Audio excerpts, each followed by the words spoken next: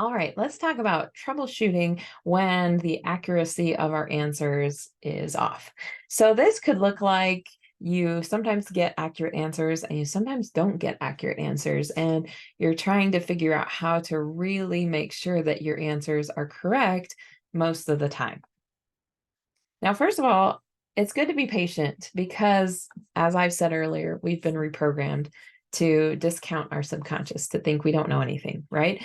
And so, because of that, our accuracy could be low because we just don't have that confidence built in yet. There also could be triggers or bias that play into our answers.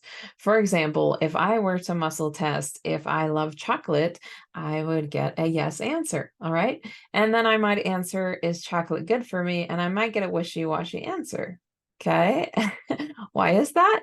Because chocolate really isn't great for my health, but I love it and it makes me happy. So, do you see that part of my feelings and my thoughts conflict with the answer? And so there's less accuracy. All right.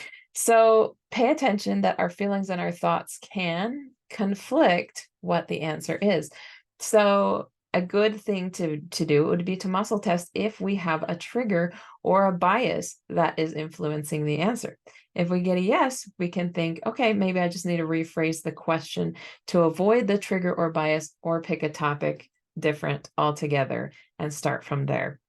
All right. You can also always book a session with an emotion code or body code practitioner or other professional muscle testing professional, or someone like that that you trust, to uncover these triggers and biases and help along the way. But for now, I would just say avoid those. If they have trigger or bias, then pick something else to muscle test. All right.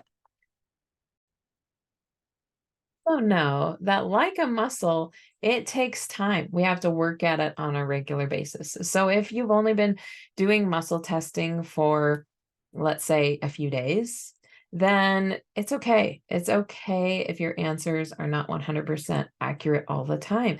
Part of that is just learning to listen, learning to ask proper questions, learning to validate the proper questions, and everything that we talked about in the basics. So give yourself time, be patient with yourself. That is a key thing to keep in mind.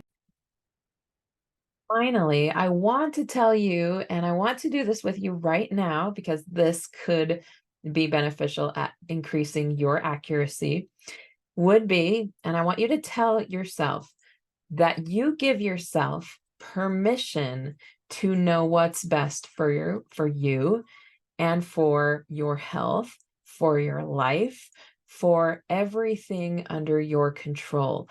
You give yourself permission to know what's best. So I want you to say this: I give myself permission to know what's best for me. And you may need to say that a few times, reaffirm that to yourself, that you do know what's best for you. You really do. And as you start to believe that, your accuracy will greatly improve because you indeed deserve to know.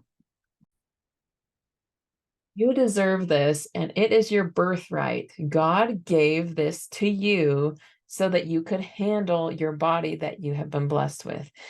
If we do not listen to our subconscious, we do not know what's best for ourselves. We're lost in all of the different opinions, all the different articles on the internet, all these different things.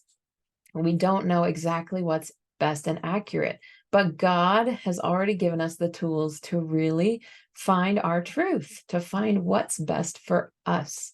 And so we have absolute birthright, free will authority to make the best decisions for our lives. And muscle testing is a great, fabulous way to really do what God has asked us to do. There's a scripture that says, God doesn't give us a commandment unless he provides a way for us.